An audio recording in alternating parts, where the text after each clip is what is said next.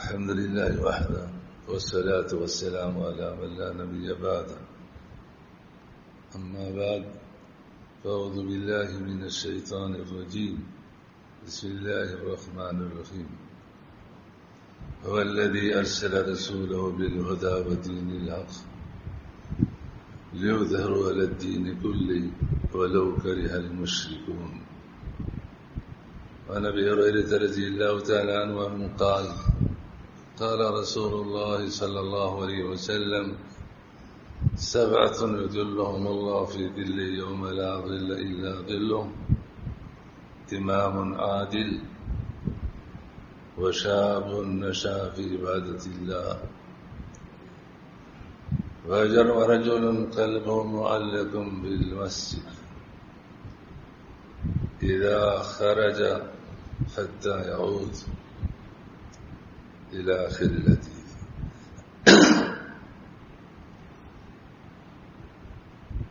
بیان سے قبل ہمیشہ کے لیے کچھ گزارشات کی جاتی ہیں. نمبر 1، جن احباب کے پاس موبائل فون ہے بیان کے دوران بند رکھنے کا اہتمام کیجیے، اور ہمیشہ کے لیے معمول بنا لیجیے کہ اچھی مجلس میں اللہ پاک نے بیٹھنے کی توفیق عطا فرما دی یا مسجد میں نماز پڑھنے کی توفیق ملے تو اپنے موبائل فون کو بند کیا کریں.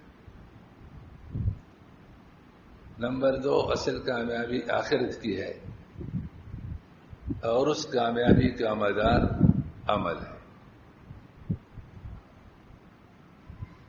صرف گفتار سے حاصل نہیں ہوتی منزل، باتوں سے کوئی منزل پر نہیں پہنچ پاتا. پھر کیا کرنا پڑے گا؟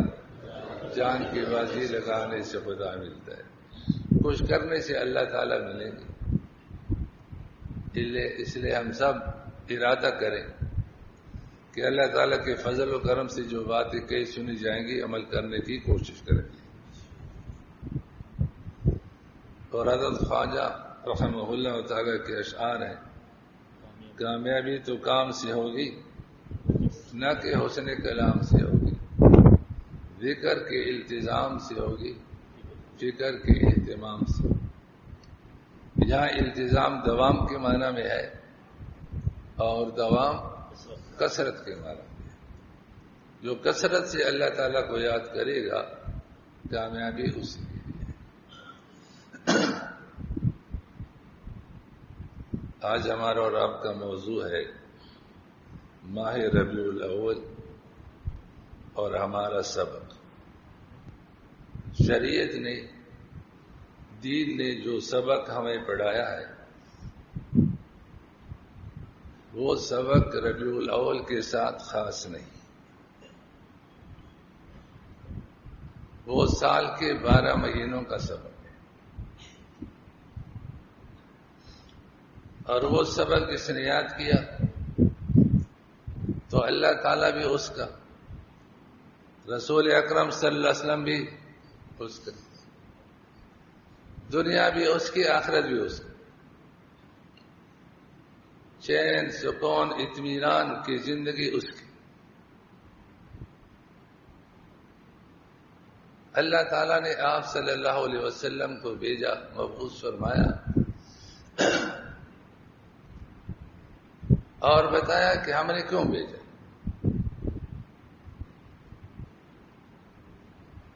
جس مقصد کے لیے بھیجے گئے اس مقصد میں آپ صلی اللہ علیہ وسلم کے ساتھ جو لگ گیا کامیاب ہو گیا.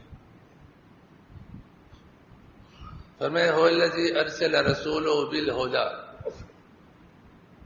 اے بالاسلام، بالہدی بالقرآن. ہدا کی تفسیر قرآن سے. ودین الحق، اے دین الاسلام. اللہ وہ ہے جس نے اپنے پیغمبر کو قرآن کریم دے کر اور دین اسلام دے کر بھیجا. لیظہرہ علی الدین کلہ ولو کرہ المشرکون، تاکہ اس دین کو، اس قرآن کریم کو، اسلام کو تمام ادیان باطلہ پر غالب کر کے دکھائے۔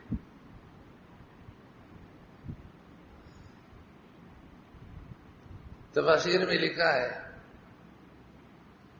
کہ اسلام اور دین کے غلبہ کی 3 صورتیں۔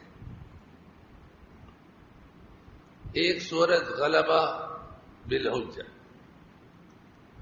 حجت اور دلیل کے اعتبار سے یہ تمام ادیان پر غالب ہے۔ یہ غلبہ اسلام کو جب سے اسلام نازل ہوا ہے، قرآن کریم نازل ہوا ہے، اس وقت سے لے کر قیامت تک یہ غلبہ قرآن کریم کو، دین کو حاصل ہے۔ جس دور میں بھی اسلام کے مقابلے میں کوئی دین آیا ہے تو دلائل کے اعتبار سے وہ مغلوب رہا ہے۔ اللہ پاک نے دین اسلام کو غلبہ دیا، قیامت تک ایسا، اس لیے کہ اس وقت دین اسلام حقیقت پر مبنی ہے، دوسرے سارے ادیان محرف ہیں۔ دوسرا ہے غلبہ بالقوہ، بالسیف، تلوار اور طاقت کے زور پر غلبہ حاصل۔ دنیا میں اہل ایمان کے ساتھ اہل کفر بھی ہو، لیکن کفار مغلوب ہو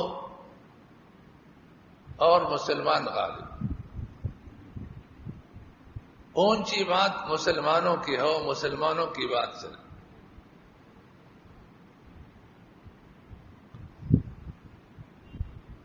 اور تیسرا غلبہ بالتسلیم، کہ زمین کے کسی بھی ٹکڑے پر کوئی کافر نہ ہو، کوئی مشرک نہ ہو، صرف اسلام ہی اسلام، مسلمان ہی مسلمان۔ دوسرے نمبر پر جو غلبہ ہے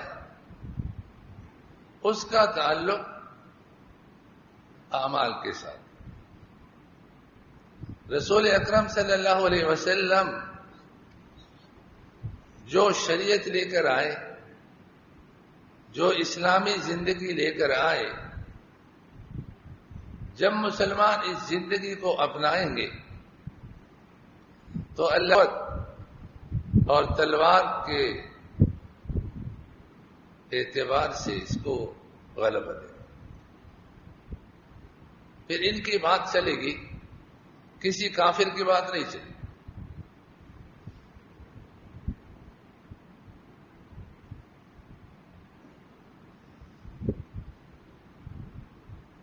اب رسول اکرم صلی اللہ علیہ وسلم کے دین کو دوسرے نمبر پر غالب کرنا، انصار مدینہ نے رسول اکرم صلی اللہ علیہ وسلم کی مدد کی، اللہ پاک نے ان کو چمکایا، فرمایا حب الانصار من الایمان۔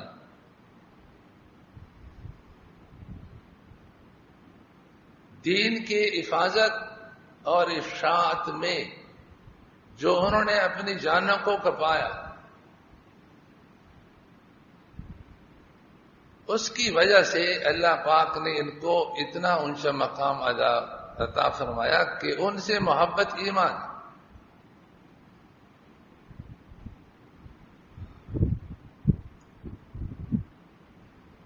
آج ہم بھی اور آپ بھی اگر اس دین کی حفاظت میں، اشاعت میں اپنے آپ کو پیش کریں گے تو اللہ تعالی بھی ہمارا ہو جائے گا۔ ینصرکم اللہ ینصرکم اللہ فلا غالب لکم یا ایھا الذین آمنوا ان تنصروا اللہ ینصر۔ تم اللہ تعالیٰ کے دین کی مدد کرو گے، اللہ تمہاری مدد کرے۔ من کان للہ کان اللہ، عبداللہ بن عباس رضی اللہ تعالیٰ عنہما سے رسول اکرم صلی اللہ علیہ وسلم نے فرمایا سوار کی پیچھے پیچھے سوار ہے، فرمایا غلام احفظ اللہ یحفظ، اللہ تعالیٰ کے دین کی حفاظت کر، اللہ تعالیٰ تیری حفاظت کر، احفظ اللہ تجدہ تجاہک، اللہ تعالیٰ کے دین کی حفاظت کر، جب مشکل وقت آئے گا اللہ تعالیٰ کو سامنے پاؤ، میرے بندے میں تیری ساتھ تم پریشان ہو۔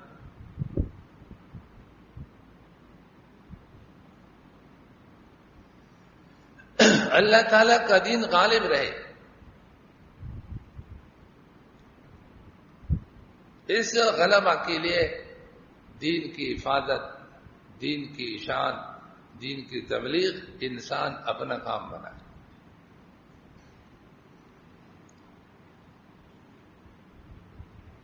پھر اللہ تعالیٰ کی نصرت مدد تمہارے ساتھ۔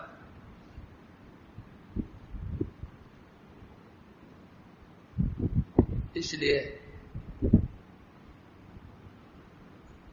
قرآن کریم نے آپ صلی اللہ علیہ وسلم کے بعثت کا مقصد بتایا کہ ہم نے اس لیے بھیجا ہے تاکہ اس دین کو وہ درجہ حاصل ہو جائے، وہ حیثیت حاصل ہو جائے کہ تمام ادیان پر غالب۔ اب اس کے لیے ضروری ہے کہ ہم اس دین پر خود عمل کریں، اپنی زندگی میں اس کو جگہ دیں، اور اس کی اشاعت اور تبلیغ میں جہاں تک ہماری بس میں ہو ہم محنت اور کوشش کریں۔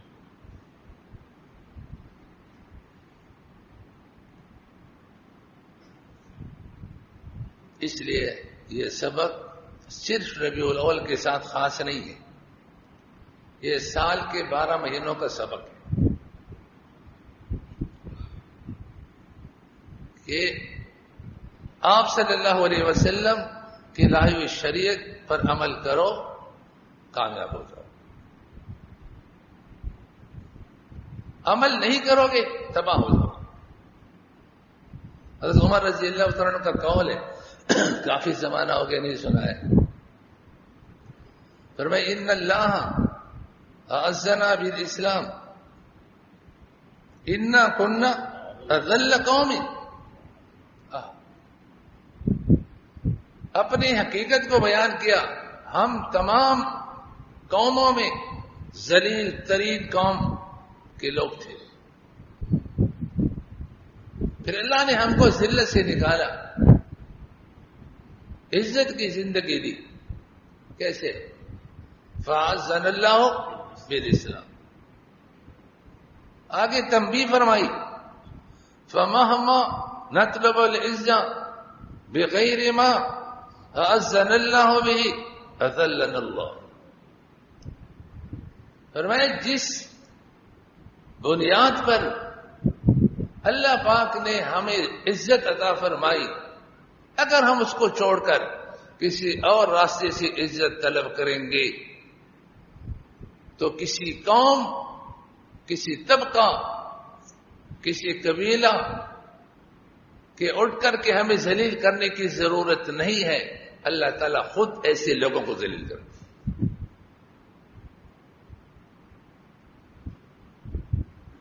اسلام وہ مذہب ہے جو آپ کو عزت دیتا ہے، آپ کو چین اور سکون دیتا ہے، اللہ تعالیٰ بھی آپ کا، رسول اللہ صلی اللہ علیہ وسلم بھی آپ کا، دنیا بھی آپ کی، آخرت بھی آپ کی۔ اور اللہ کے حکم کو، اسلام کو چھوڑو گے اور کسی اور دندوں میں لگو گے تو کچھ بھی نہیں ملے۔ اس لیے اس مہینے میں کچھ وہ اعمال جن کے اپنانے سے آپ کو عزت ملے گی، آپ کو سرخروئی ملے گی، آپ کو چین ملے گا، سکون ملے گا، اللہ تعالیٰ بھی تیرے ساتھ، رسول اللہ علیہ وسلم بھی آپ کو ملے گا، دنیا بھی ملے گی، آخرت بھی ملے گی اگر ہم ان اعمال کو اپنائیں۔ صحیح بخاری کی حدیث ہے،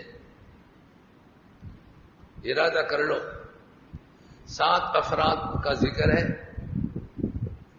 جنہوں نے مختلف اعمال کا اہتمام کیا، اللہ تعالیٰ نے ان اعمال کے اہتمام کی وجہ سے ان کا مقام بتایا کہ ایک دن آنے والا ہے لوگ پسینہ پسینہ ہوں گے، گرمی کی شدت سے پریشان ہوں گے، نفسی نفسی کا عالم ہوگا، اور یہ اللہ تعالیٰ کی رحمت اور عرش کے سائے کے نیچے آرام فرما رہے ہیں۔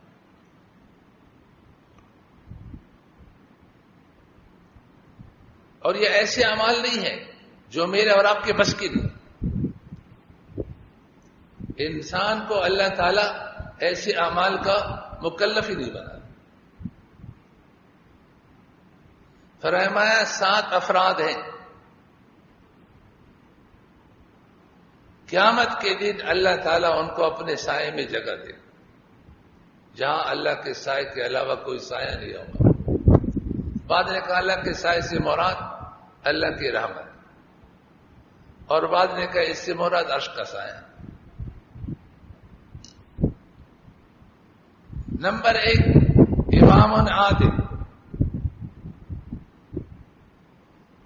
وہ حاکم، وہ بادشاہ، وہ امیر المومنین جو حکومت عدل و انصاف سے چلاتا ہے۔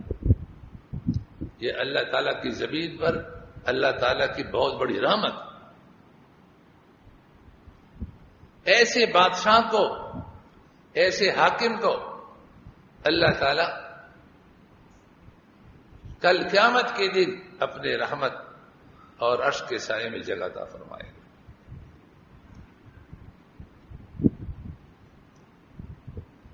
اب یہ مقام امام عادل میں اور آپ کیسے بنے؟ 2 باتوں کا تصور خیال کریں۔ نمبر 1، آپ ارادہ کریں، عزم کریں کہ اگر اللہ پاک نے مجھے حکومت دی تو میں عدل و انصاف کے ساتھ چلاؤں گا۔ باقی اللہ دے یا نہیں، ارادہ آپ عزم کر لیں۔ کوئی رشوت نہیں ہوگی، کوئی سود نہیں ہوگا، کوئی خلاف شرع کام نہ کروں گا، نہ کرنے دوں گا، 100% شریعت کے مطابق عدل و انصاف کے سانچے میں ڈلی ہوئی حکومت چلاؤں گا۔ اور نمبر 2،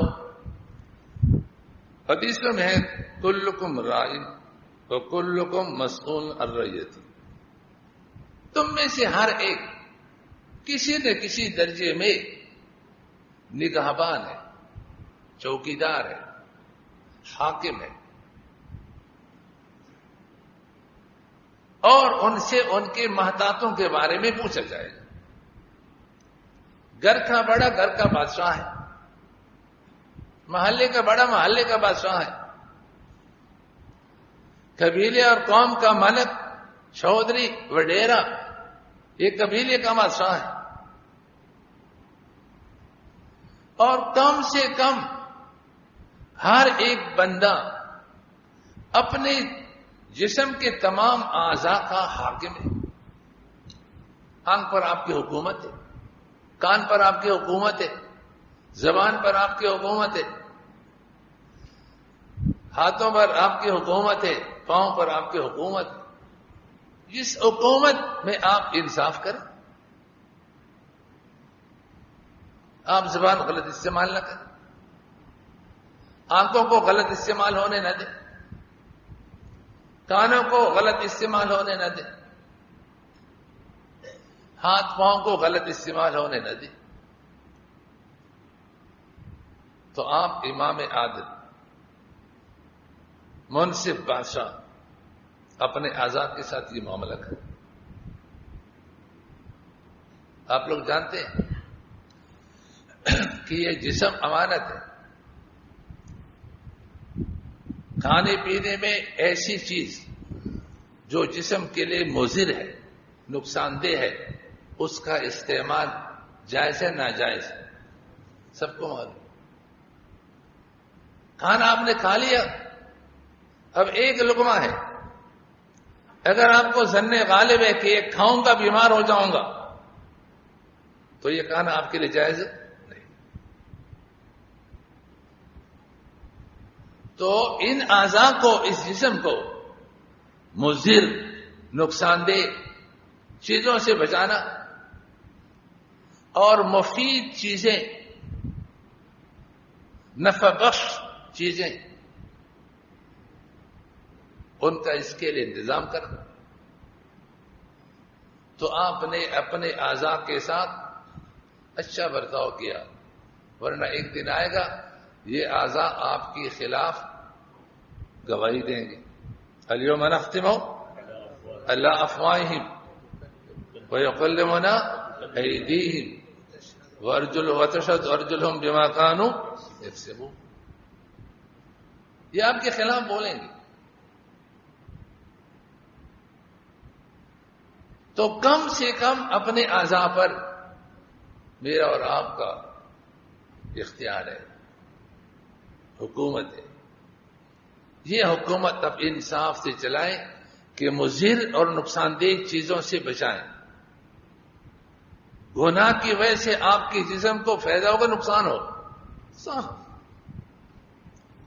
جائز اللہ تعالیٰ کی خوشی کے کام کرنا، اللہ کے ناخوشی کے کاموں سے، ناخوشی کاموں سے بچانا، اس میں جسم کا کیا ہے؟ پہلا شخص کون ہے؟ امام عادل. نمبر 2 شاب نشا فی عبادت اللہ، وہ جوان جو اللہ کی عبادت میں پل رہا ہے، بڑا ہو رہا ہے. جوانے میں عبادت.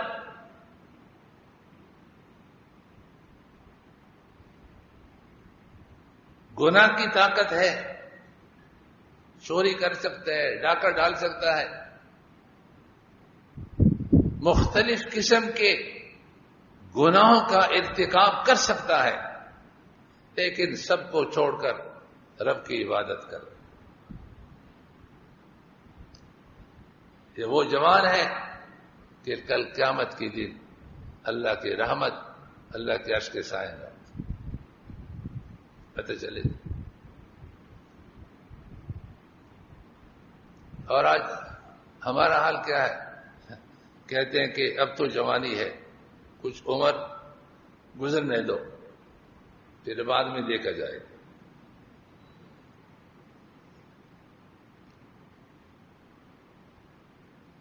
کمال یہ ہے کہ زندگی کا سب سے بہتر حصہ اللہ پر انسان فدا کر لے. جوانی کر فدا اس پر کہ جس نے دی. فرمایا کسی خاکی پہ مت کر خاک اپنے زندگانی کو. یہ جو کھلونے ہیں مٹی سے پیدا ہوئے، ان شکلوں پر، یہ عارضی اور فانی شکلیں، ان پر اپنی زندگی تباہ نہ کرنا.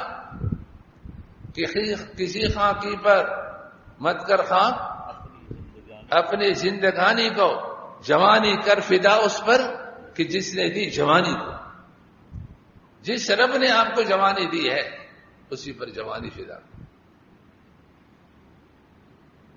وہ آپ کی جوانی کی قیمت لگائیں گے.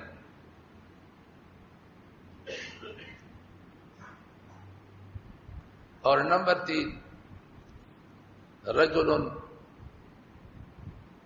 قلبه معلق بالمسجد اذا خرج منه حتى يعود اليه. فرمایا وہ شخص جس کا دل مسجد میں اٹکا ہو، جب جاتا ہے تو واپس آنے کے فکر میں رہتا ہے. مسجد کس کا گھر ہے؟ اللہ کا گھر. اللہ کے گھر سے محبت.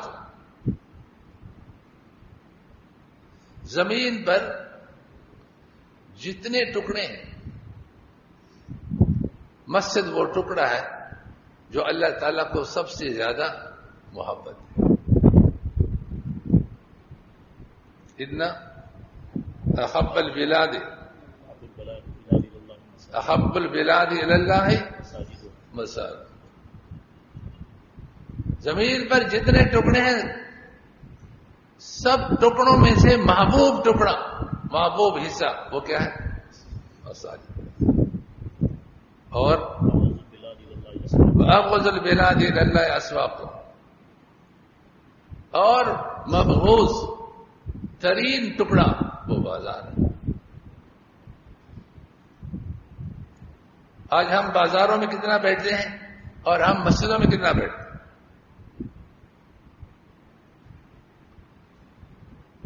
ہمارے شیخ حضرت مولانا شاہ کے مظفر رحمۃ اللہ علیہ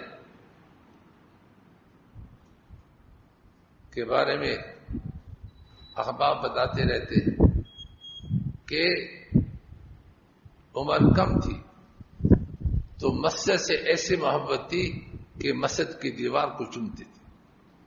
یہ میرے رب کے گھر کی دیوار ہے. مسجد سے محبت. تو مسجدوں سے محبت کرنے والے آج تو اللہ معاف فرمائے کہتے ہیں ہمارا کمال دیکھو، ایک ہی رات میں ہم نے پوری مسجد ڈھا دی، گرا دی، اور ملبہ کو بھی کسی اور جگہ پہنچا دیا. مسجد کے بے خنی کرنے بڑا کمال کیا. چھوٹا اختیار اللہ نے دیا ہے اور وہ اللہ کے مقابلے میں بغاوت میں استعمال کرتے ہیں. یہ اختیارات کب تمہارے ہوں گے اور کب تک استعمال کرو؟ یہ تو اللہ تعالیٰ حلیم ہے. حلیم کا معنی کیا ہے؟ هو الذی لا يعجل بالعقوبہ، جو سزا دینے میں جلدی نہ کرتا ہو. ورنہ اللہ تعالیٰ کو اپنے گھر کی حفاظت کیا مشکل. ابرہا دیہاتیوں کا لشکر لے کر آیا بیت اللہ کو گرانے کے لیے، تو بیت اللہ کو گرا سکے؟ کیا گرا سکے؟ تباہ و برباد ہو گئے.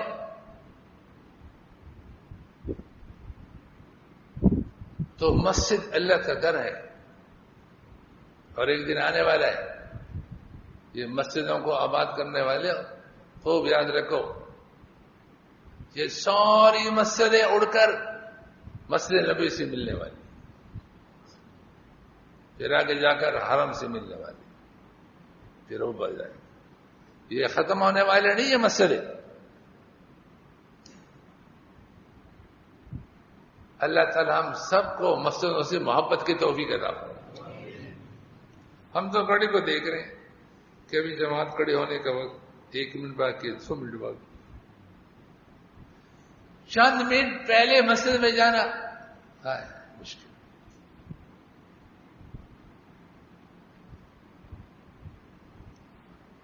مسجد نبی آپ صلی اللہ علیہ وسلم کے گھر کے بالکل ساتھ. تو کٹکنے کی آواز آئی. آپ صلی اللہ علیہ وسلم نے فرمایا حضرت عائشہ رضی اللہ تعالیٰ سے کہ یہ ابو سفیان بن الحارث ہیں. سب سے پہلے مسجد میں آتے ہیں اور سب سے آخر میں مسجد سے جاتے ہیں، اور نگاہ کی ایسی حفاظت کرتے ہیں کہ ان کے جوتے کے تسمے سے ان کی نگاہ اٹھتی نہیں. لیکن شریعت کے رموز کو جاننے والے، ہمارے اور آپ کے احوال کو دیکھنے والے،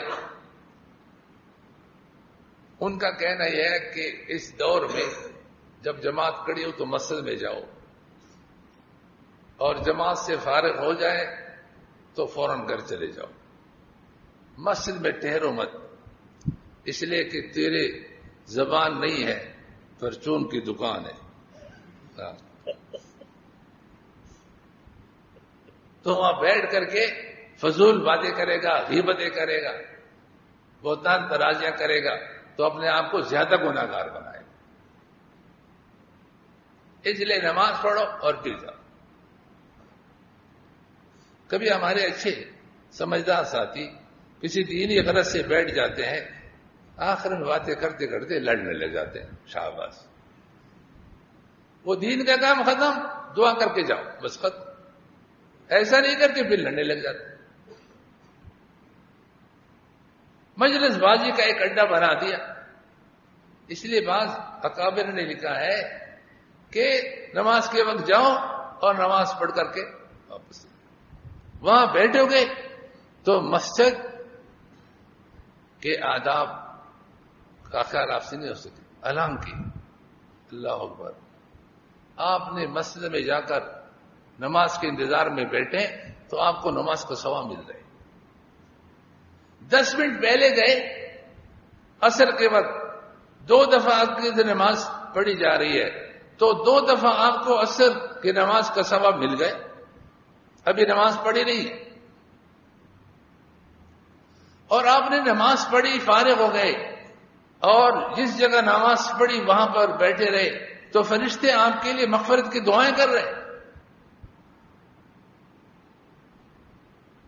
لیکن جب حال یہ ہے کہ اب ایک دوسرے کی غیبت کرنا، ایک دوسرے پر بہتان باندھنا، جھوٹ بولنا، تبصرے کرنا، مجلس بازی لگانا، یہ پھر مسجد کے آداب کے خلاف ہے. انسان اپنے آپ کو اور زیادہ گناہ گار بنا لیتا.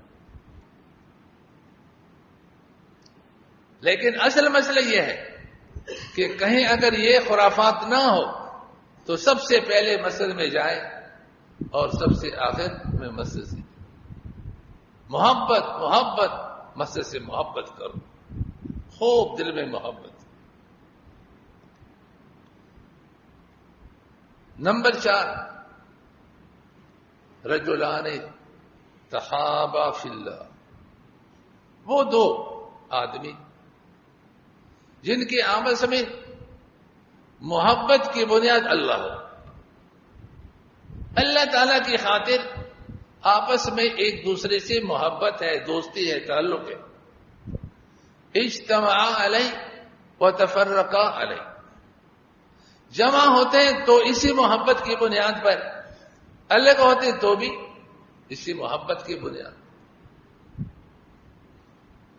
شکل و صورت ان کی محبت کی بنیاد نہیں ہے، مال اور دولت یہ مدار نہیں ہے، منصب اور حکومت مدار نہیں ہے.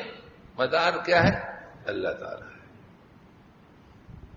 یہ اللہ والی محبت آپ کو عرش کا سایہ اور آپ کو اللہ کی رحمت کا سایہ دلائے. ایک حدیث قدسی ہے،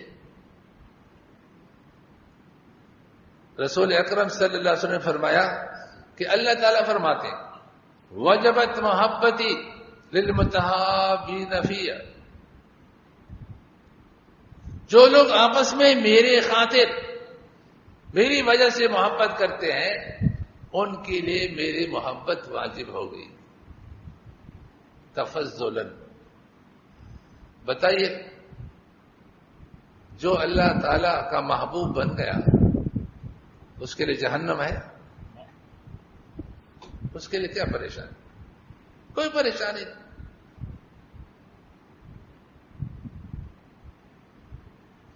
لیکن یہ محبت غیر اختیاری ہے. یہ محبت کیا ہے؟ غیر اختیاری ہے، انسان کے اختیار میں نہیں ہے.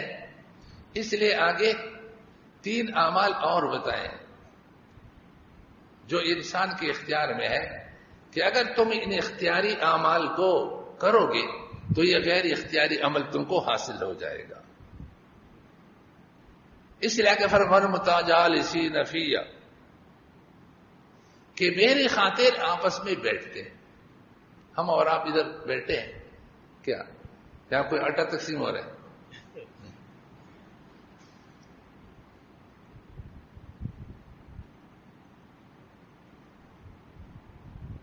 اللہ تعالیٰ کے لیے جمائیں. اور آگے فرمایا والمتزاورین فیہ، ایک دفعہ بیٹھنا بھی کافی نہیں، اور بیٹھ کر کے اڑنے کا نام لے لے ایسا بھی ٹھیک نہیں ہے. اس لیے کہ آپ کو جا کر کے دوسرے کام بھی تو کرنے ہوں گے.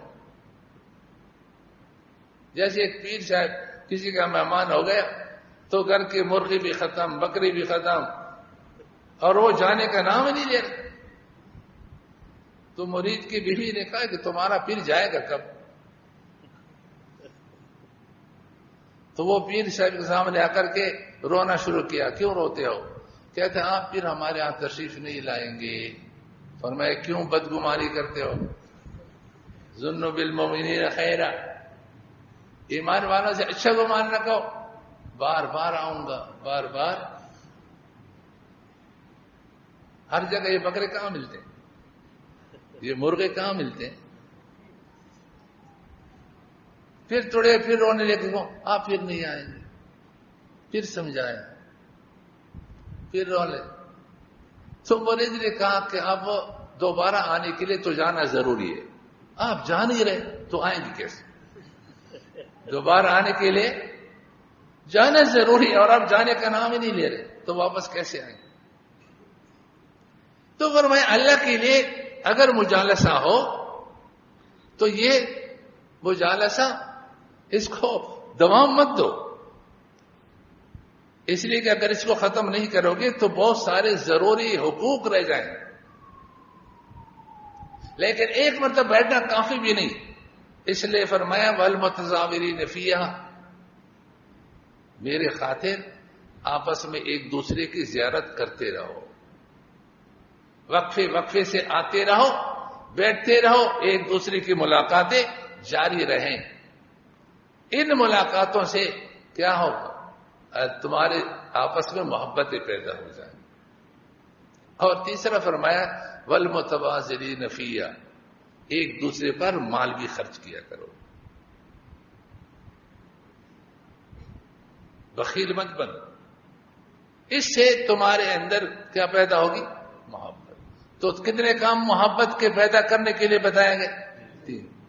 آپس میں بیٹھو، کچھ دیر بیٹھو، دین کے تذکرے کرو. نمبر 2، ایک مرتبہ بیٹھنا کافی نہیں ہے، وقفے وقفے سے ایک دوسرے کی زیارت اور ملاقات کرو. اور نمبر 3، اپنے حیثیت کے مطابق ایک دوسرے پر پیسہ بھی خرچ کرو. یہ 3 عمل تمہارے اختیار میں ہے، یہ کرو گے تو تمہارے آپس میں محبت پیدا ہو جائے گی. اور یہ اللہ والی محبت کتنی قیمتی ہے کہ اس سے اللہ تعالیٰ کی محبت انسان کو حاصل ہو جائے.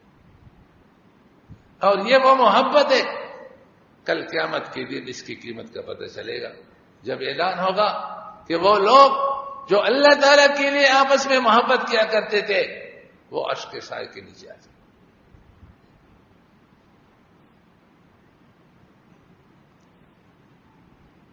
صحیح بخاری کی ایک روایت ہے، آپ صلی اللہ علیہ وسلم نے فرمایا ثلاث من کن فیہ وجد حلاوت الایمان. فرمایا 3 اوصاف، 3 خوبیاں ایسی ہیں اگر انسان کے اندر پیدا ہو جائے تو ایمان کی مٹاس محسوس ہو جائے، ایمان کی لذت. پھر ہم کہتے ہیں ہمارے دل نہیں لگ رہا ہے، ہمارے یہ نہیں ہو رہے، ہمارے فلاں نہیں ہو رہے، ہم صفات سے عاری اور خالی ہو گئے. پہلی خوبی کیا ہے؟ ان یکون اللہ ورسولہ احب الیہ مما سواہ. پورے کائنات میں آپ کو سب سے زیادہ محبوب 2 ہستی، ایک اللہ تعالیٰ اور ایک اللہ کے رسول صلی اللہ علیہ وسلم. پوری کائنات ایک طرف ہو، اللہ تعالیٰ اور اللہ تعالیٰ کے رسول صلی اللہ علیہ وسلم ایک طرف ہو، تو سب سے زیادہ محبت آپ کے دل میں کس کی ہو؟ اور نمبر 2، واللہ یحب للمرء الا للہ. کسی بندے سے بھی کوئی محبت کرے تو وہ بھی اللہ کے لیے کرے. یہ وہ خوبی ہے جو آپ کو ایمان کی حلاوت دلاتی. وَأَن يَكْرَهَ أَن يَعُودَ فِي الْكُفْرِ كَمَا يَكْرَهُ أَن يُقْذَفَ فِي النَّارِ أو كما قال صلی اللہ علیہ وسلم. جس طرح جہنم میں آگ میں ڈالے جانے کو ناگوار سمجھتا ہے، نفرت کرتا ہے، اس طرح کفر سے نفرت کرتا ہے. یہ تین خوبیاں جس میں ہو وہ ایمان کی لذت کو محسوس کرے. اللہ تعالیٰ مجھے اور آپ کو اغراض فاسدہ سے بچائے. اغراض فاسدہ سے جس سے محبت کرے اللہ کے لیے. اس کے اندر فلاں خوبی ہے، دین کی خوبی ہے، اس لیے مجھے ان سے محبت. نمبر 5، رجل ذکر اللہ خالیہ ففاضت عیناہ. وہ شخص جس نے تنہائی میں اللہ کو یاد کیا پھر ان کی آنکھیں بہہ پڑی، رونے لگے. تنہائیوں میں رونے والے، خلوت میں رونے والے، آپ کی ان آنسوں کی قیمت کل قیامت میں لگے گی.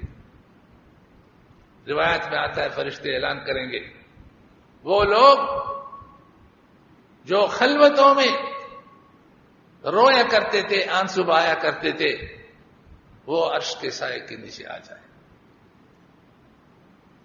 حضرت عائشہ رضی اللہ تعالی عنہا نے آپ صلی اللہ علیہ وسلم سے پوچھا اَيَدْخُلُ أَحَدٌ مِّنْ أُمَّتِكَ الْجَنَّةَ بِغَيْرِ حساب. آپ کی امت میں سے کوئی ایسا شخص بھی ہوگا جو بغیر حساب کتاب کے جنت میں داخل ہو؟ فرمایا نعم. من ذکر ذنوبہ فبکا. وہ شخص جس نے اپنے گناہوں کو یاد کیا پھر رونے لگا. یہ خلوتوں میں اپنے گناہوں کو یاد کر کے رونا، اس رونے کی قیمت کا پتہ چلے گا. ایک وقت آنے والا ہے اس کی قیمت لگی. اللہ پاک یہ خوبی بھی مجھے اور آپ کو عطا فرمائے. تنہائی میں خلوتوں میں کچھ اللہ تعالیٰ سے باتیں کریں، کچھ رونے دھونے کی باتیں کریں. یہ بہت بڑا وصف ہے. اسلاف کی زندگی کا آپ مطالعہ کریں، وہ کتنا رویا کرتے تھے، کتنا رویا کرتے تھے. نمبر 6، رجل دعته امرأة ذات حسب وجمال فقال انی اخاف اللہ. اللہ تعالی کا خوف. وہ شخص جس کو خلوت میں کسی چڑیل نے بھی نہیں، چڑیل مڑیل نہیں، امراتون ذات حسب و جمال، خاندانی عورت ہے اور حسن و جمال والی عورت ہے. اس نے بدکاری کی دعوت دی اور انہوں نے کہا انی اخاف اللہ، میں اللہ سے ڈرتا. اللہ بہت بڑے ہیں.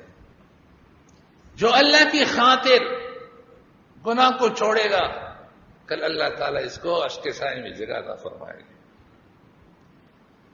بہت کو ولولے دل کے ہمیں مجبور کرتے ہیں، بہت کو ولولے دل کے ہمیں مجبور کرتے ہیں.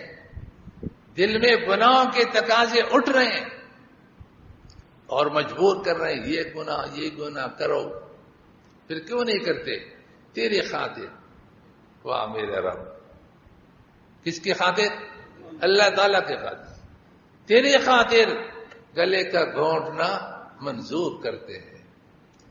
ہمارا گلا گھونٹا جائے, موت آ جائے, موت قبول ہے, لیکن گناہ کر کے اللہ کو ناراض کرنا یہ قبول.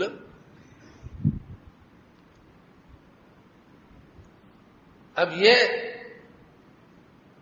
قربانی, یہ ہمت شیرانہ, یہ اللہ تعالیٰ کا خوف, کسی نے دیکھا نہ دیکھا لیکن اللہ دیکھا. ایسے لوگوں کو اللہ تعالیٰ قیامت میں اپنے حرش کے لیے سے, اپنے رحمت کے لیے سے جگہ عطا فرمائے. یہ ان کے لیے ہے. نمبر 7, رجل تصدق بصدقة فأخفاها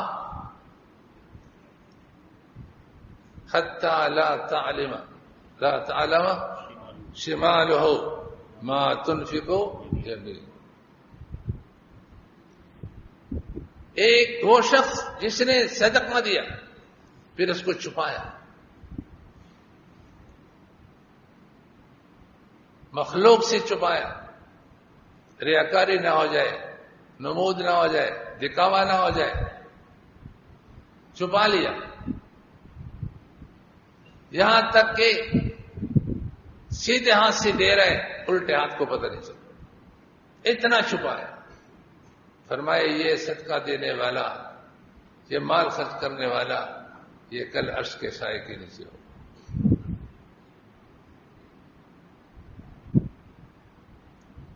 یہ وہ اعمال ہیں, اگر ہم ان اعمال کو اختیار کریں گے تو اللہ تعالیٰ بھی ہمارا, رسول اللہ صلی اللہ علیہ وسلم بھی ہماری, دنیا بھی ہماری, آخرت بھی ہماری. چین سکون کی زندگی گزار. یہ وہ سبق ہے جس کا تعلق سال کے 12 مہینوں سے ہے, اور ہر ہفتے سے ہے, اور ہر دن سے ہے, اور ہر گھنٹے اور ہر منٹ سے. اسی کے لیے آپ صلی اللہ علیہ وسلم بھیجے گئے. یہ سبق جس نے پڑھا اور اس کو یاد کیا وہ جیت گیا, کامیاب ہو گیا. اور جس نے اس سبق کو بولا دیا اور اس نے اس کے مقابلے میں جھنڈیاں لگانا شروع کی کہ 12 ربیع الاول اور جھنڈیاں, تو بھائی ہمیں تو کسی کتاب میں آج تک یہ بات نہیں ملی کہ جس نے اس رنگ کی جھنڈیاں لگا دی اللہ اس کا ہے,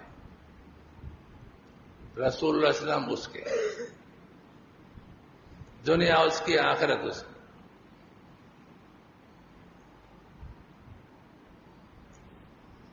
اور بجلی کو چوری کر کے سبز رنگ کے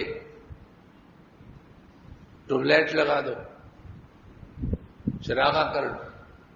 جو ایسا کرے گا اللہ بھی اس کا ہو گیا. اس عمل پر آپ کو اللہ مل جائے, اللہ تعالیٰ کا رسول مل جائے, چین سکون مل جائے, دنیا میں آخر کچھ نہیں.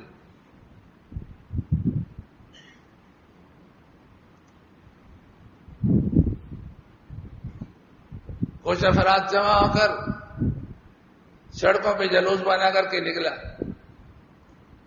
کہ اس جلوس سے ہم کو اللہ ملے گا. کوئی اللہ نہیں ملے گا.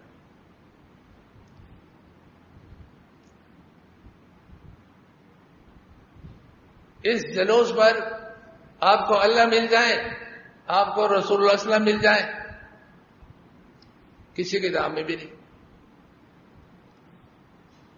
اگر ان جلوسوں پر, ان جھنڈیوں پر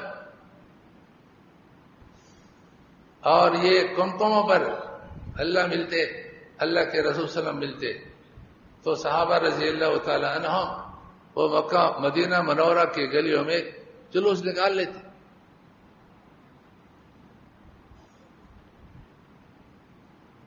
کہتے ہیں ان کو وقت نہیں ملا جلوس نکالنے. بدر کی طرف جلوس نکالنے کا وقت ملا, 313 نے جلوس بنا کر کے نکلے اور عہد کی طرف جلوس نکال کر چلے گئے، غزوہ احزاب میں چلے گئے، تبوک کی طرف چلے گئے، قادسیہ کے موقع پر چلے گئے، اور مدینہ منورہ میں 2-3 گھنٹے کے لیے جلوس نکالنا اس کے لیے وقت نہیں تھا۔ صاف بات یہ ہے کہ اس جلوس سے ان کو یقین تھا نہ اللہ ملیں گے نہ اللہ کا رسول ملیں گے۔ یہ غیروں کا پڑھایا ہوا سبق ہے، یہ مردود سبق ہے۔ رسول اکرم صلی اللہ علیہ وسلم کا اعلان ہے، من احدث فی امرنا ھذا ما لیس من فهو رد۔ اپنی طرف سے اعمال گڑھنا، اعمال کے کیفیات اور ترتیب مقرر کرنا، اور پھر یہ سمجھنا کہ یہ کار خیر ہے اور اس کے نتیجے میں ہم کو یہ چیزیں مل جائیں گی، اس کو حدیث میں مردود کہا گیا کہ یہ اعمال سارے کیا ہے؟ مردود، ان پر کچھ نہیں ملے گا۔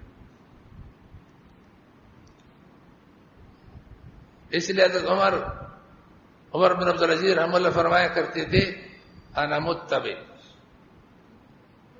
لیس بمبتدی، میں متبع سنت ہوں، میں مقتدی نہیں ہوں، دین گڑھنے والا بنانے والا نہیں ہوں، میں سنت کے پیروکار ہوں۔ اس لیے دوستو، اللہ مجھے بھی آپ کو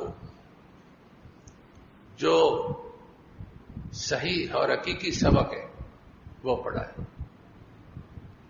اور اس کو ہم یاد رکھیں کہ آپ صلی اللہ علیہ وسلم کو اللہ نے قرآن دیا، دین اسلام دیا، تاکہ تمام ادیان غالبہ پر اس کو غالب کر کے دکھائیں۔ تو بتایا گیا کہ تمہاری کامیابی کا مدار اس دین کی حفاظت میں، اس کی اشاعت میں اور تبلیغ میں، جو اس میں لگے گا وہ کامیاب ہوگا۔ اللہ بھی اس کو ملا، اللہ کے رسول صلی اللہ علیہ وسلم بھی ملے، دنیا بھی ملی، آخرت بھی ملی۔ لیکن اگر اس کو چھوڑیں گے اور بدعات کا سبق پڑھیں گے، گمراہی کا سبق پڑھیں گے، تو پھر خسرت دنیا والآخرہ۔ ایک دن آئے گا جس دن فرشتے کچھ لوگوں کو مار مار کر کے بھگائیں گے، تو آپ صلی اللہ علیہ وسلم فرمائیں گے اسے حاوی، یہ میرے صحابہ ہیں، کیوں بھگا رہے ہو؟ تو فرشتے کہیں آپ کو پتہ نہیں، لا تدری انک لا تدری ما احدثوا بعدک، آپ کو معلوم نہیں کہ آپ کے جانے کے بعد ان لوگوں نے دین میں کیا کیا چیز بنا رکھی۔ تو جس نے دین میں گڑھنے کا سبق پڑھا، بدعات اور خواہشات کا سبق پڑھا، ان کا انجام نقصان دہ، وہ ناکام ہے۔ باقی ایک بات یہ بھی یاد رکھے کہ اس بات پر تو اتفاق ہے کہ آپ صلی اللہ علیہ وسلم کی ولادت اور دنیا سے رخصت ہونا یہ ربیع الاول میں ہوا۔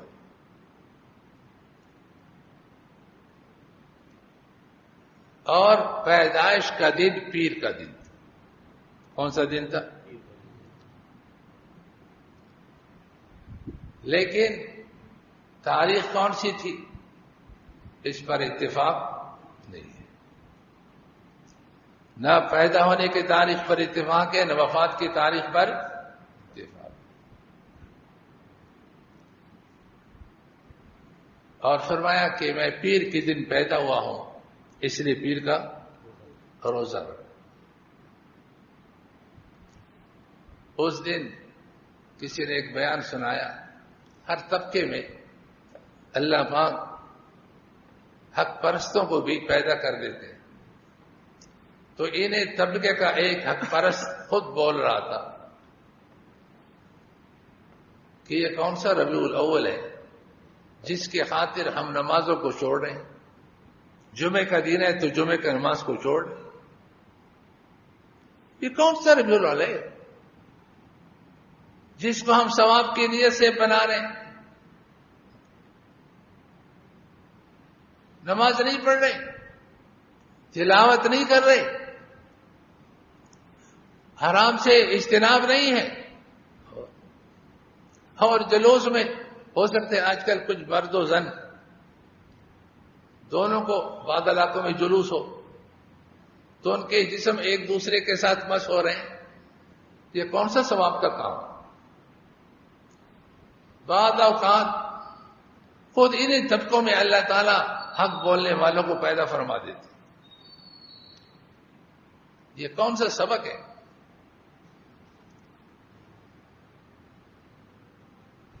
آپ کو بتایا تھا کہ اللہ پاک نے وہ گناہگار جو اپنے گناہوں پر توبہ کرتے ہیں ان کو بھی نشست دی ہے کہ یہ بھی میرے ہیں اور یہ بھی جنتی ہے، گناہگار لیکن اپنے گناہوں پر توبہ کرتے ہیں۔ والذین اذا فعلوا فاحشۃ او ظلموا انفسهم ذکروا اللہ فاستغفروا لذنوبهم، گناہ کرنے کے بعد اللہ تعالیٰ کے عذاب کو یاد کر کے توبہ کر لے، اللہ تعالیٰ فرماتے یہ بھی میرے ہیں۔ اعدت للمتقین، جو جنت میں نے متقین کے لیے بنائی ہے، یہ گناہگار جو اپنے گناہوں پہ توبہ کرتا ہے یہ بھی متقین سے خارج نہیں ہے۔ روح المعانی میں لکھا ہے کہ جب یہ آیت نازل ہوئی ساخ الشیطان بجنودہ وحسى على راسه التراب وجاء بالویل والثبور، جب یہ آیت نازل ہو گئی تو کیا ہوا؟ اللہ اکبر، شیطان نے اپنے اوپر مٹی پھینکنا شروع کیا، ہلاکت تباہی واویلا شروع کیا اور اپنے لشکروں کو پکارنا شروع کیا، حتی جاءت جنود من کل بر و بحر، خشکی میں سمندر میں جو لشکر تھا وہ سب آ کر کے جمع ہو اکٹھا ہو اور کہا مالک یا سیدنا، سردار جی کیا مسئلہ ہے، کیوں پریشان ہو؟ شیطان نے کہا آیتون نزلت فی کتاب اللہ، ایک آیت ہے جو اللہ تعالیٰ کی کتاب میں نازل ہوئی ہے، فلا یضر بعدها احدا من بنی آدم ذنب، اب اس آیت کے بعد کسی کو اس کا گناہ کوئی نقصان نہیں دے گا، کیونکہ گناہ کرے گا اور گناہ کے بعد یا اللہ میری توبہ، سارے گناہ معاف، سارے گناہ معاف۔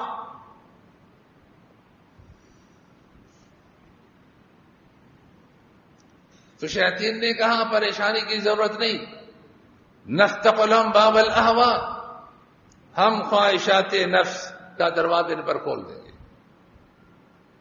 ابھی آپ شہر میں جا کر کے دیکھیں،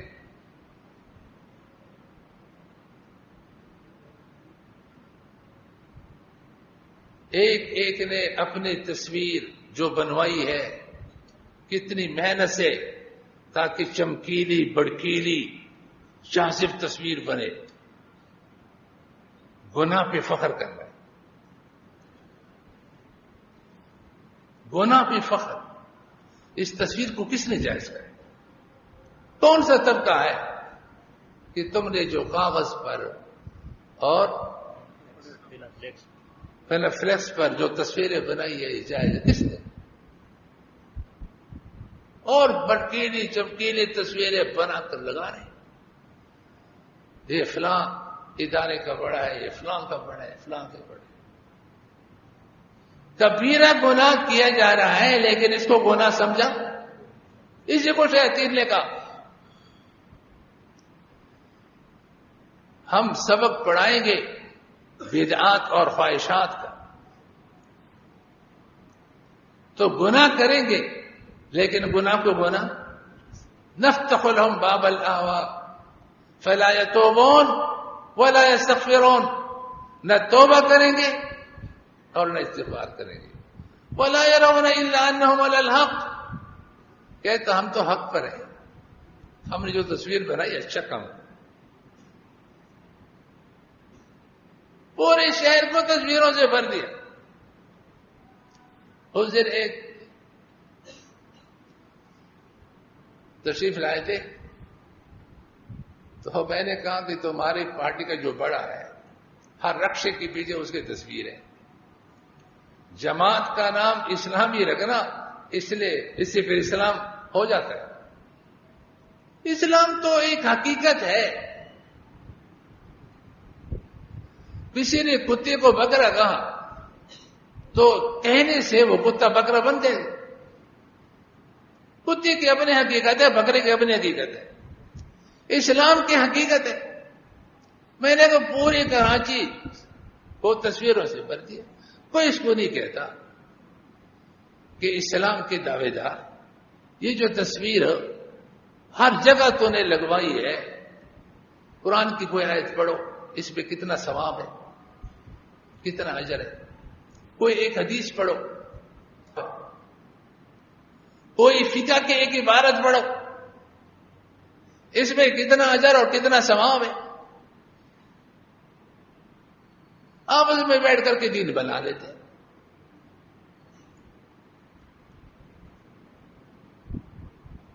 رسول اکرم صلی اللہ علیہ وسلم نے دین کے پھیلانے، دین کے اشاعت کے بھی طریقے بتائے، خطوط لکھے، جزیرہ عرب سے باہر کسرا کو خط لکھا، کیسر کو لکھا اور بڑے بڑے بادشاہوں کو لکھا، کسی ایک خط کے ساتھ آپ صلی اللہ علیہ وسلم نے اپنی تصویر بنا کر کے نہیں بھیجی، حالانکہ انہوں نے کبھی دیکھا بھی نہیں۔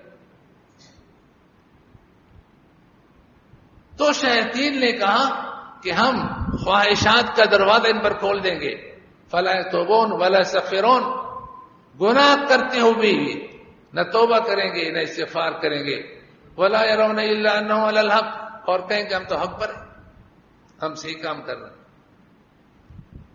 اس لیے بھائی ہمارا اور آپ کا جو سبق ہے وہ ربیع الاول کے ساتھ خاص نہیں ہے، وہ 12 مہینے کا سبق ہے، اور اللہ تعالیٰ اس سبق پر مجھے اور آپ کو استقامت کی توفیق عطا فرمائے۔ اور وہ سبق یہ ہے کہ آپ صلی اللہ علیہ وسلم کو اللہ نے قرآن کریم دے کر اور دین اسلام دے کر تاکہ تمام ادیان پر اس کو غالب کر کے دکھائے۔ ہمارے اور آپ کی ذمہ ہے کہ ہم اس قرآن اور اس دین اسلام کی حفاظت اور اس کی اشاعت اور اس کی تبلیغ کے لیے اپنے آپ کو پیش کریں اور اپنے آپ کو کمائیں۔ یہ وہ سبق ہے جو ہر مہینے کا سبق ہے اور کسی مہینے کا ساتھ خاص نہیں ہے۔ اس سبق کو پڑھ کر جو اپنائے گا وہ جیتا ہوا ہے۔ اسی اعمال کی وجہ سے آپ کو سب کچھ ملے گا، اور اس کے مقابلے میں بدعات اور خواہشات نفسانی کا سبق جو پڑھے گا اس پر چلے گا، خسر الدنیا والآخرہ، اس کی دنیا بھی تباہ اور اس کی آخرت بھی تباہ۔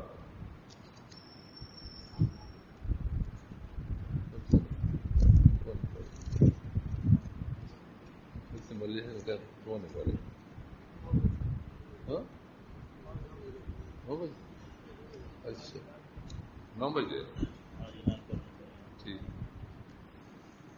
جی۔ ایک پرچہ یہاں سے شائع ہوا ہے، آپ لوگ کو معلوم ہے کہ آپ کا جامعہ موقع بموقع آپ کی دینی رہنمائی کے لیے اپنے وسائل کے حد تک تمہاری خدمت کرتا ہے. تو یہ مختصر سا پرچہ ہے کہ ربیع الاول کی شرعی حیثیت کیا ہے، اور اس میں پھر جیسے بتایا کہ بدعات اور خواہشات نفسانیہ یہ اللہ تعالیٰ کی نظر میں کتنے برے کام ہیں، ان پر شریعت کی طرف سے کتنے وعیدیں بتائی گئی ہیں، وہ کچھ وعیدیں بھی اس میں مذکور ہیں. اسی طریقے پر محفل میلاد کے کیا حکم ہے؟ آپ لوگ سمجھ تو گئے کہ یہ وہ سبق ہے جو شریعت میں نہیں. جو چیز شریعت میں نہیں ہے اس کو اگر کرنے والا بھی یہ سمجھتا ہے کہ یہ غیر شرعی ہے تو یہ گمراہی ہے، اور جو چیز شریعت میں نہیں ہے اور کرنے والا اس کو دین سمجھتا ہے تو پھر کیا ہے؟ وہ بدعت ہو جاتا ہے. تو اس کا حکم بھی ہے. باقی ہے کہ سیرت میں بھی دو باتیں ہیں، ایک ہے سیرت منانا اور ایک ہے سیرت اپنانا. تو سیرت منانے کے لیے نہیں بلکہ سیرت کس کے لیے؟ اپنانے کے لیے ہے. اور سیرت کردار کا نام ہے، زندگی گزارنے کے طریقوں کا نام ہے، جن سے متعلق آپ کو 7 باتیں بتائی گئی کہ یہ 7 افراد ہیں اور 7 قسم کے اعمال میں دلچسپی کی وجہ سے، اپنانے کی وجہ سے اللہ پاک نے ان کو بڑا اونچا مقام عطا فرمایا. کل قیامت کے دن ہم دیکھیں گے کہ اللہ کی رحمت اور عرش کے سائے کے نیچے ہوں گے، اور ان کا دروازہ میرے اور آپ کے لیے کھلا ہے. ہم بھی ان اعمال کو اگر اختیار کریں گے تو ہم بھی ان لوگوں کے ساتھ کل قیامت کے دن اللہ تعالیٰ کے عرش اور رحمت کے سائے کے نیچے ہوں گے. ہم بھی آگے پیچھے نہیں ہوں گے. تو یہ پرچہ خود بھی پڑھیں اور دعوت تبلیغ کی نیت سے کسی کو اللہ تعالیٰ ہمت دے تو اس کی فوٹو کاپی کر کے اور ساتھیوں کو بھی دے. ایک آدمی بھی آپ کی وجہ سے ٹھیک ہو گیا تو الحمدللہ اچھا ہو جائے گا. ہمارے تو آپ لوگ ماشاءاللہ اللہ آپ لوگ ذخیر عطا فرما دے کہ یہاں خواتین بھی آتی ہیں، خوانین بھی آتے ہیں. میرا تو اپنا عمل بہت بہت بہت بہت بہت ہی پیچھے، لیکن احباب اللہ نے ایسی دیے کہ اعمال میں بڑے آگے. یہاں کی ایک ایک بات کو اپنے اوپر نافذ کر کے دوسری جگہ نافذ کرنے کی انتھک محنت کرتے ہیں. اگر خواتین ہیں تو ان کے واقعات حالات سن کر کے تعجب ہوتا ہے. چند دن پہلے ایک صاحب نے کہا کہ میری بیوی نے مجھ سے کہا کہ میں نے فیصلہ کیا کہ نہ اپنے خاندان میں کسی شادی بیاہ کی تقریب میں جاؤں گی نہ آپ کے خاندان میں، اس لیے کہ آج کل جتنی بھی تقریبات ہیں گناہ سے خالی نہیں. تقریبات کو چھوڑنا کوئی آسان کام؟ اچھے خاصے بظاہر جو دیندار لگ رہے ہیں وہ بھی غیر شرعی تقریبات سے اجتناب کی طاقت نہیں رکھتے، اس پر قادر نہیں ہے، بہہ جاتے ہیں. لیکن کہتے یہاں بیان کے لیے آنے کی وجہ سے اللہ نے ایسا کیا. بات علم سے تعلق رکھنے والی بھی آتی ہیں. کسی نے کہا ہمارے گھر میں کوئی شادی کوئی بیان، اس نے کہا ڈول ڈمکتے تو نہیں؟ جب جا کر دیکھا تو ڈول ڈمکے ساری چیزیں لے کر گاڑی کے ڈگی میں ڈال دیے اور سب بیٹھ کر بیان سن. اللہ تعالیٰ کے محبت کی باتیں، احکام کی باتیں سنا کر کہتے جب شادی کے تمام مراحل ختم ہو جائیں پھر ڈول ڈمکوں کے پیچھے آ جاؤ. اللہ ہمت بھی دیتے. بہیمت بنا لیتے. اللہ. ایک خاتون نے بیوٹی پارلر میں مہارت حاصل کی. یہ جو یہاں پر کتابوں کیا انگریزی بولتے ہو، یہ کتابیں جو لگائی جاتی ہیں تو یاد رکھنا، شکر ہے کہ میں نے یہاں کوئی کتب خانہ نہیں بنایا. یہ میرا کتب خانہ نہیں ہے، یہ ہمارے ناظم سے مولانا الیاس صاحب کا کتب خانہ نہیں ہے، یہ مولانا مفتی مجاہد صاحب کا کتب خانہ نہیں ہے.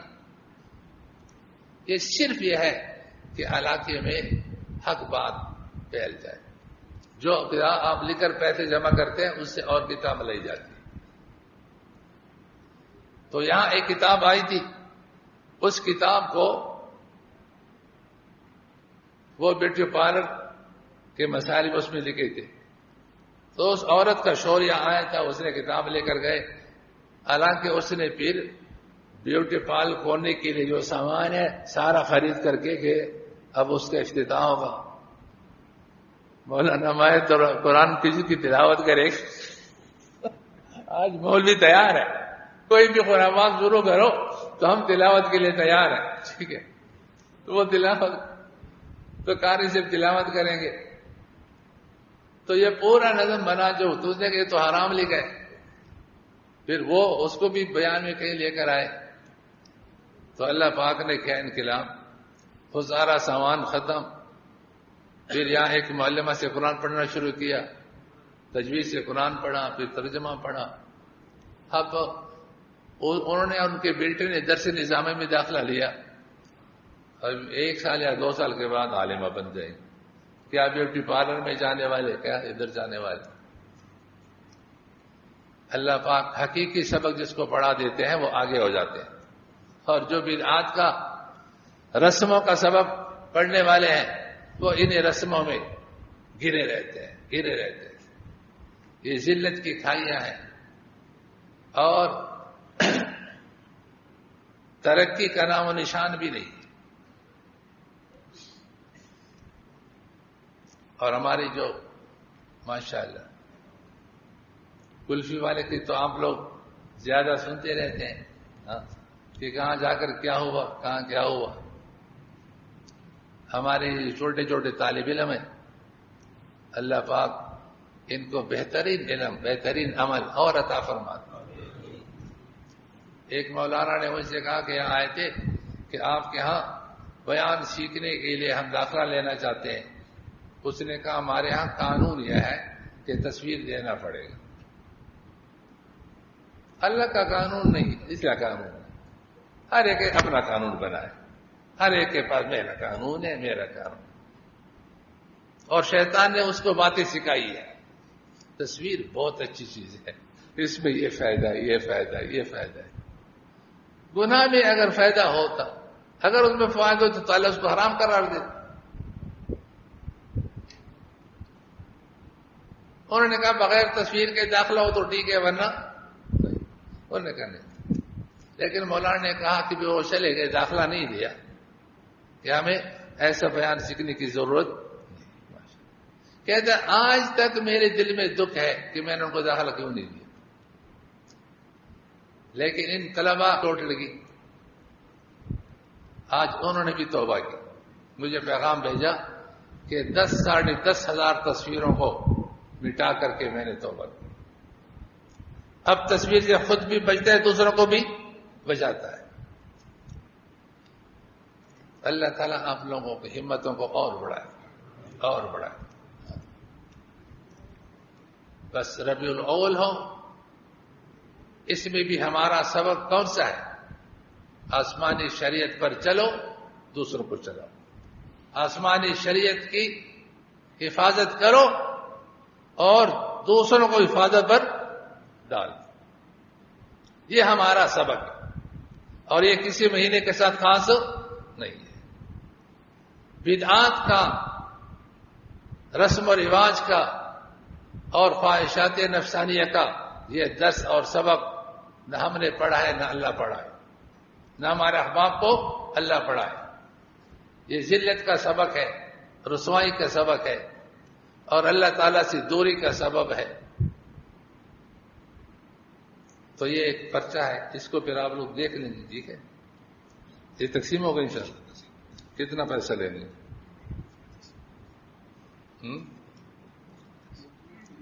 یہاں ایک کتاب جس میں سود کے بارے میں لکھا تھا، تو ایک بینک کا چوکیدار تھا، اس نے جمعہ پڑھا اور وہ کتاب لی.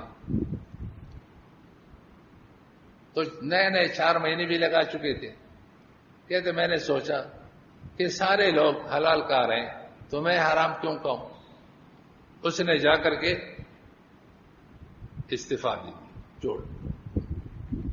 مسلمانوں میں ہمتیں ہیں، اللہ ہجڑا پن سے بچائے. بس ایسے بھی ہیں،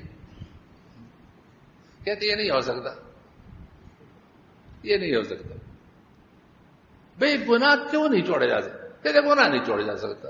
شاباش، نیکی چھوڑی جا سکتی ہے، اچھا کام چھوڑا جا سکتا ہے، لیکن گناہ کا کام کیوں نہیں چھوڑا جا سکتا؟ یہ نہیں ہو سکتا. آج کل اللہ معاف فرمائے، سینما گھر جانتے ہو جہاں فرشتے ہوتے. ہاں، کیا ہوتے؟ سینما گھر میں کیا ہوتا ہے؟ فرشتے نہیں ہوتے، تصویریں ہوتی. اور جہاں تصویریں وہاں فرشتے. اور مسجد میں کیا؟ فرشتے نہیں ہوتے. آج مسلمان ایسی بھی ہیں کہ ہم اللہ کے گھر میں فرشتے کیوں چھوڑیں؟ کیمرے لگائیں، مسجد میں کیمرے. او بھائی، اپنے آپ کو، اپنے ساتھیوں کو تحفظ دینے کے لیے وہ اسباب جو جائز ہیں وہ اختیار کرو. ناجائز باب اختیار کرنے کا تو اللہ نے آپ کو مکلف ہی نہیں بنایا. کیوں آپ اختیار کرتے ہو؟ اور لگانے کے بعد کہتے یہ نہیں ہو سکتا. بھائی کیوں نہیں ہو سکتا؟ گوندل آپ نے نام سنا ہوگا، ہمارا دورہ تھا الٹک میں، تو وہاں کیمرے لگے ہوئے تھے. اللہ ان کو خیر عطا فرمائے. انہوں نے کیمرے نکالے، جب نکل گئے تو نکل گئے. اب تک نکالے تو نکال گئے. یہ ہمارے احسان بھائی ہیں، ان کے توسل سے یہاں ایک صاحب آئے ہمارا یہاں ختم بخاری میں. تو آپ کو پتا ہے کہ ہمارے ختم بخاری میں بھی تو آسمانی شریعت ہے. ہم نے تو ایک ہی سبق پڑھا ہے. آسمانی شریعت میں ایمان کے بعد 2 چیزیں ہیں، معروفات کرنا ہے، منکرات کو چھوڑنا ہے. اللہ تعالیٰ کی خوشی کے کاموں کو کرنا اور ناخوشی کے کاموں کو چھوڑنا. گجرانوالے میں ایک دفعہ میں نے بیان کیا، ایک مدرسہ میں، تو ایک طالب علم دوسرے سال کراچی آئے، پھر یہاں داخلہ لیا، پتہ نہیں تھا کہ یہ پر میں بھی ہوتا ہوں. پھر مجھے خط لکھا کہ آپ نے وہاں جو بیان کیا کہ گناہ نہ کرو. میں نے کہا اللہ اکبر، ایسی ملا بھی جو کہتے گناہ نہ کرو. ہم نے تو بڑے بڑے بیانات سنے، کسی بیان میں کسی ملا نے کہا نہیں تو گناہ نہ کرو. حالانکہ قرآن کریم میں یا معروف ہے یا منکر ہے. ایمان کے بعد کیا؟ جو معروفات ہیں اچھے کام کرو اور دوسروں کو بھی حکم دو، اور جو منکرات ہیں خود بھی بچو، دوسروں کو بچاؤ. تو یہ سبق ہے. تو الحمدللہ ہمارے احباب اسی میں آگے. تو یہاں پر وہ تشریف لائے تھے، تو جیسے بیان سنا، کسی نے اس کو بڑا موبائل ہدیہ کیا تھا، اس کو بند کر کے اس کو واپس کیا کہ آپ لے لو، اور اپنے ادارے میں فون کیا کہ بھائی جتنے بھی کیمرے سب اتروا دو. وہ سیکورٹی کیمرے لوگ لگاتے تو اتر گئے. کتنے لوگوں نے اتارا. تو اللہ تعالیٰ مجھے اور آپ کو شیر نر بنائے، اپنے راستے کا کیا بنائے. یہ نہیں ہو سکتا، یہ نہیں ہو سکتا. آپ صلی اللہ علیہ وسلم کو اللہ پاک نے توحید کے اعلان کا حکم دیا، تو یہ نہیں کہا کہ مکہ مکرمہ کے سارے بڑے چھوٹے مرد عورت پورا ماحول شرک کا ہے، اور بیت اللہ میں 360 بت ہیں، اندر تصویریں ہیں، تو میں شرک کے ماحول میں توحید کا نعرہ کیسے لگاؤں؟ نعرہ لگا دیا۔ ایک دن آیا کہ حرم شریف بتوں سے خالی ہو گیا، تصویروں سے کیا ہوا؟ خالی ہو گیا، شرک سے خالی ہو گیا۔ وہ تو کام اللہ کرنے والے ہیں۔ تو آپ لوگ ماشاءاللہ اللہ تعالیٰ آپ لوگ کی ہمت میں اور اضافہ فرما دیں، اور جب بھی آپ آرا کریں تو نیت یہ کریں کہ مجھے باہمت بننا ہے۔ کیا بننا ہے؟ باہمت۔ باہمت آدمی کام کر سکتا ہے، بے ہمت نہیں کر سکتا۔ کہتے رشتے دار کے گردے خراب ہے، اللہ تعالیٰ صحت عطا فرما دیں۔ اللہ تعالیٰ ہم کو گناہوں سے بچائے، ماشاءاللہ، آمین۔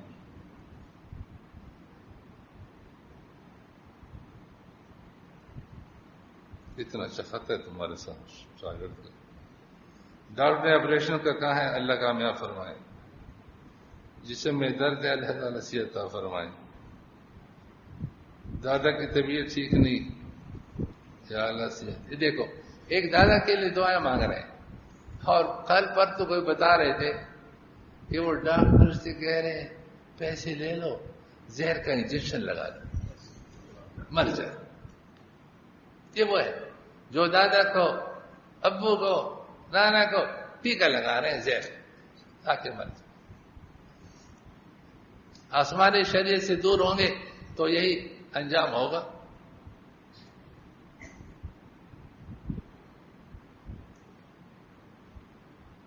کہ ہمارے ایک چوکیدار رہ چکے ہیں، اس کے گھر والے کی طبیعت ٹھیک نہیں، اللہ تعالیٰ صحت عطا فرمائے۔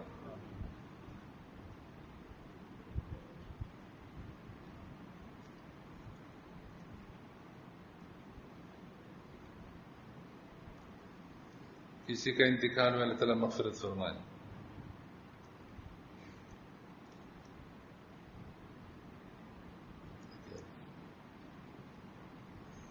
اللہ ہم کو عالم بعمل بنائے، آمین۔ والدہ کی طبیعت خراب ہے، اللہ صحت دے۔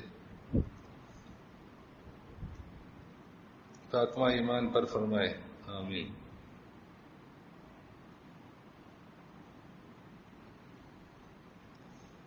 میرے چچو کا انتقال ہوئے، اللہ تعالیٰ مغفرت فرمائے۔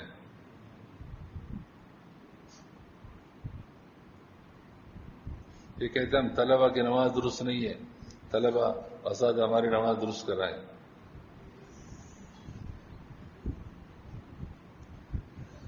آنکھوں کا آپریشن ہے،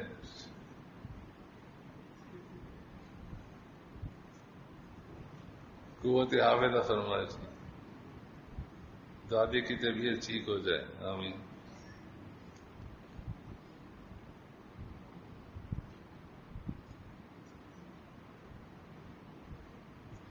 اللہ حافظ عطا فرمائے۔ بھائی بیمار ہے، اللہ تعالیٰ شفا دے۔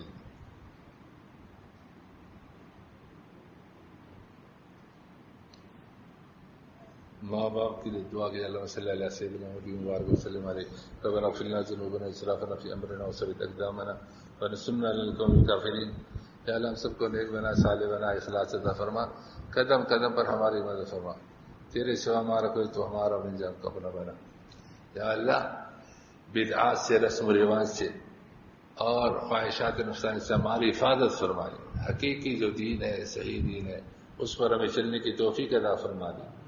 یا والا 7 افراد جن کے لیے بہت بڑی بشارت ہے کل قیامت میں اللہ کی رحمت اور عرش کے سائے کی، یا اللہ ہم سب کو ان اعمال کی توفیق عطا فرما، اور ان کے جماعت میں ہم کو بھی شامل فرما دے۔ قدم قدم پر ہماری مدد فرما، اخلاص عطا فرما، بیماروں کو شفا کامل عاجل مستمر عطا فرما۔ اللهم آتنا فی الدنیا حسنہ وفی الآخرۃ حسنہ وقنا عذاب النار، آمین۔